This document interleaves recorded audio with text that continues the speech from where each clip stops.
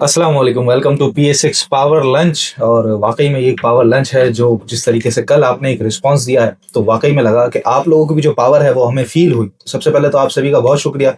बड़ा सराहा आपने इस शो को और हमारी टीम को भी सराहते रहते हैं, बहुत दुआएं भी लोग देते हैं, उन सबका बहुत शुक्रिया। बस साथ साथ अपने कमेंट्स लाजमी आप लोगों ने करना है जिसके अंदर सवालात हों, जिसके अंदर सजेशंस हो और फीडबैक हो। सवालात काफी सारे लोगों ने स्टॉक्स से रिलेटेड भी किए, इंशाल्लाह हम कवर करते रहेंगे स्टॉक्स। बट कोशिश कीजिए कि उससे ज़रा हट के जो आपके ज़हनों में सवालात हैं, जो कन्फ्यूजन है, खासतौर पर नए लोगों के ज़हनों में, जितना लोग नया काम करने आए कि मार्केट किस तरह चलती है, पहले वक्तों में क्या हुआ था, इन्वेस्टमेंट क्या है, ट्रेडिंग क्या है, जो भी सवाल आपके ज़हन में आ रहा हो वो लाजमी कीजिएगा। मेरे साथ आज मुइस फिर से मौजूद हैं और इंशाल्लाह मुइस से ही आपके जो सवालात हैं, मेरे पास पूरा पर्चा मौजूद है, वो करते हैं। मुइस साहब, सबसे पहले तो आज की मार्केट अभी जुम्मे का पहला हाफ खत्म हुआ है, काफी बेहतर बंद हुई है, एक गैप ओपनिंग भी हुई थी मार्केट के अंदर। तो किस तरह की मार्केट आज आप देख रहे हैं? देखिए, मार्केट पॉजिटिव है। जो मैंने कल सेक्टर, अगर आपने कल की वीडियो पूरी देखी है, तो कल जो मैंने सेक्टर स्पेशली बताया था आपको, उन्हीं के अंदर आज मूवमेंट रही है। ऑयल सेक्टर पूरा मजबूत था, रिफाइनरी सेक्टर ने अच्छे पॉइंट्स आज गेन किए, अच्छा पॉजिटिव हुआ। तो इस तरह से मार्केट चली और कल पॉजिटिव न्यूज भी आ गई थी एंड टाइम पे मार्केट बंद होने के बाद, तो उसका ही इम्पैक्ट आया और अच्छी खासी मार्केट ऊपर ओपन हुई। तो अभी किस तरह सजेस्ट करते हैं लोगों को, क्या करना चाहिए? वीकेंड आ रहा, वीकेंड हो जाएगा तकरीबन, तो कुछ पैसा खाली रखें या क्या स्ट्रेटजी है? देखिए, पैसा ऑलवेज आपके पास खाली होना चाहिए, क्योंकि मार्केट अभी बिल्कुल ही बुलिश सेंटिमेंट के अंदर नहीं आ गई है, बिल्कुल ही पॉजिटिव नहीं है राइट नाउ मार्केट। ये है कि आप थोड़ी थोड़ी बाइंग कर सकते हैं, जैसे कि मैंने कल बताया था, PPL, OGDC, अटक पेट्रोलियम है, अटक रिफाइनरी है, तो सबके अंदर आपने बाइंग करनी है थोड़ी थोड़ी। कैश आपके पास ऑलवेज होना चाहिए। जब तक मार्केट अपना bullish momentum with heavy volumes नहीं दिखाया आपको, तब तक आपने अपना पूरा पैसा इंजेक्ट नहीं करना है मार्केट में। बिल्कुल ठीक है। अच्छा, कल ऑयल सेक्टर के बारे में आप बात कर रहे थे तो उस पे ही एक कमेंट आया कि ऑयल सेक्टर की एनालिसिस आपने ठीक दी है, उसके अलावा हम देख रहे हैं कि बैंक्स और सीमेंट वगैरह भी काफी अच्छा परफॉर्म कर रहा है।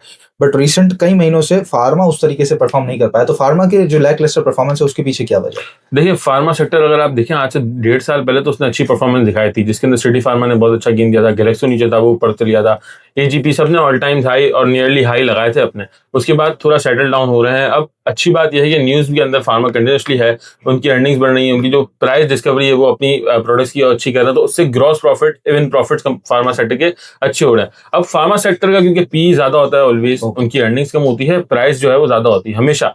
तो जो कम पी वाले शेयर्स हैं राइट नाउ वो परफॉर्म कर रहे हैं। जब मार्केट एक चल जाती है, प्रॉपर हो जाती है, जब सेकंड ईयर्स की बारी आती है, तब फिर फार्मा सेक्टर अच्छा परफॉर्म करता है। और फिर जब फार्मा सेक्टर अपनी परफॉर्मेंस दिखाता है तो वो आपको रेट जो है के डबल ट्रिपल दिखते हैं।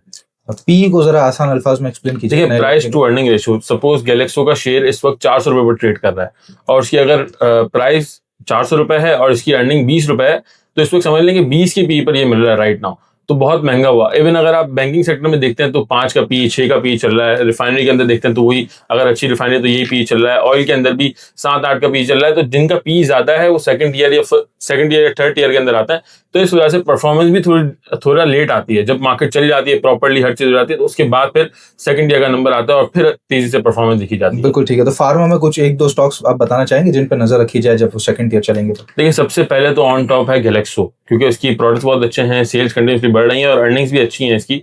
और दूसरे नंबर पर मेरे हिसाब से अगर आप रेट वाइज देखते हैं तो सर्ले है, क्योंकि बहुत पुरानी कंपनी है, जमाने से मार्केट के अंदर नाम है, अर्निंग्स के अंदर भी है, तो सर्ले के अंदर आप काम कर सकते हैं। और तीसरी कंपनी, क्योंकि सेटलमेंट रिपोर्ट भी शाम को हम देखते हैं, तो सेटलमेंट रिपोर्ट के हिसाब से AGP, मुझे लगता है कि AGP के अंदर आप बाय करें, क्योंकि कंपनी अच्छी है ओवरऑल, बड़े टाइम से कर रही है और प्रॉफिट भी अच्छा है। और नियरली अभी 220 रुपए का ऑल टाइम हाई लगाया था और वहां से अभी 20% नीचे अपने ऑल टाइम हाई से, तो वहां से आपको 20% 25% गेन की जगह मौजूद है AGP। बिल्कुल ठीक है। गैलेक्सो, सर्ल और AGP, 3 स्टॉक्स मोहित ने आपको बताया। अच्छा, सेटलमेंट की आप बात कर रहे थे, इत्तेफाकन एक सवाल भी मौजूद है हमारे पास कि सेटलमेंट रेशियो की फाइल आती है डेली, उसको भी काइंडली एक्सप्लेन कीजिए, वो किस तरह से बेनिफिशियल हो सकती है? देखिए, वैसे तो हम अपने व्हाट्सएप ग्रुप के अंदर एक्सप्लेन करते हैं कि सेटलमेंट क्यों होती है और किसकी ज्यादा होती है, किस वजह से होता है। सेटलमेंट का मतलब मैं आपको समझा देता हूँ। सेटलमेंट का मतलब ये है कि एक शेयर है, उसके अंदर 10 लाख शेयर की ट्रेडिंग हुई आज और 5 लाख मैंने ले लिया, उसको सेल नहीं किया है, तो 50% की सेटलमेंट आ गई। अगर मैंने सेल कर दिया होता तो सेटलमेंट मेरी नहीं होती। मतलब मैंने लिया आज ही, सेम डे ही सेल कर दिया, तो सेटल्ड हो गया मेरा, मतलब आज ही नील हो गई। सेटल्ड नहीं हुआ मतलब मैं लेके नहीं गया,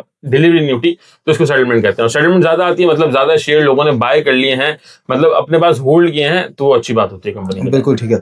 अच्छा मुइस, हमने देखा अभी सिंध मुदारबा के रिलेटेड एक मटेरियल इन्फॉर्मेशन आई, उसके बाद हमने कंटिन्यूसली उसको एक कैप लगते हुए देखा। स्टॉक मिल भी जाता है इंट्राडे के अंदर, लेकिन जैसे पिछले दिनों हुआ था मैपल लीफ और पायनियर सीमेंट की एक्विजिशन, तो पायनियर हमने देखा कि कंटिन्यूसली कैप लगा। तो इस तरह अगर कोई स्टॉक कैप लग रहा हो, उसको कोई खरीदने का तरीकाकार है? कैप पे स्टॉक को किस तरह खरीदे सर? कुछ भी नहीं है। सुबह 9:15 बजे जब प्री ओपनिंग होती है, तब आपने पहले ही सेकंड में अपनी बिड लगा देनी होती है।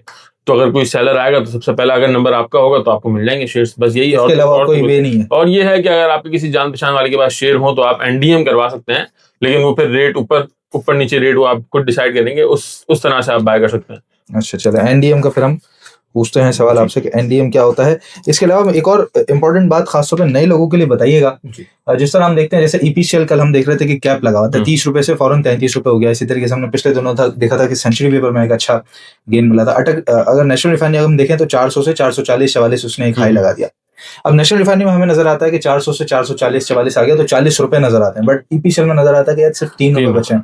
तो ये कैलकुलेशन किस तरह देखेंगे लोग, किस तरह बेहतर तरीके से समझ पाएंगे, खासतौर पर नए लोग जो है कि कैलकुलेशन कितनी होनी चाहिए तो मुझे एक अच्छा प्रॉफिट यहाँ पे बच रहा है। देखिए, आपने हमेशा परसेंटेज में कैलकुलेट करना होता है। आप ये देखिए कि आपने इन्वेस्टमेंट कितनी की और आपको उसका रिटर्न ऑन इन्वेस्टमेंट कितना मिला है। अब आप बोले भाई करोड़पति ने पैसे डाले उसको तो 5 लाख रुपए यूं मिल गए, और आपने लाख रुपए डाले, आप बोले मुझे 5 लाख का प्रॉफिट नहीं हो रहा, तो इस तरह से नहीं होता। आपको भी लाख रुपए 5,000 का प्रॉफिट हो रहा है तो वो आपके लिए बेहतरीन परसेंटेज है। 5% अगर आपको एक दिन के अंदर 2 दिन के अंदर बच रहा है तो आप उसको रियलाइज करें फौरन से। बिल्कुल ठीक है। इसके अलावा माड़ी एनर्जीज के सवाल हैं, आईबीएलएचएल का बता दें, बीएफ बायो का बता दें, अभी अपडेट अबाउट प्रेमा। तो सवाल कोशिश करें थोड़ा सा पूरा लिखें तो इंशाल्लाह मैं आपके सवालात लाजमी लूंगा। कोशिश यही करेंगे कि जिस तरीके से मोइज ने आपको पी के बारे में बताया, फिर इसके अलावा कंपनी के अर्निंग्स के बारे में बताया, इस तरह की जो टर्मिनोलॉजीज है ये बहुत इंपॉर्टेंट है आपके लिए सीखना, और इसी को पावर लंच जरा डिफरेंट बनाता है बाकी तमाम शोज से। तो ये कंटिन्यू बेसिस पे सवाल जो है वो आपके लेते रहेंगे हम, और इसी तरीके से ये शो चलता रहेगा। बस आपने अपने सवाल जारी रखने हैं, और जहां भी ये वीडियो देख रहे हैं फेसबुक पे या यूट्यूब पे, हमारा जो सोशल प्लेटफॉर्म है वो लाजमी फॉलो कर लीजिएगा, ताकि इसके अलावा भी जो वीडियोस आ रही हैं, शॉर्ट वीडियोस आ रही हैं, कंपनी के बारे में अपडेट है, वो सब आपको मिलती रहे। इंशाल्लाह नेक्स्ट पावर लंच में आप लोगों से मुलाकात होगी। अपना बहुत ख्याल रखिएगा। अल्लाह हाफिज़।